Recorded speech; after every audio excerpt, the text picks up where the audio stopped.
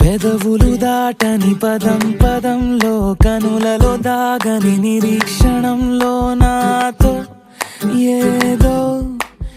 అన్నావా తెగి తెగి పలికే స్వరం స్వరంలో తెలుపక తెలిపే అయోమయంలో నాలో మౌనం విన్నావా నాలానే నువ్వు ఉన్నావా మన కథ బ్యూటిఫుల్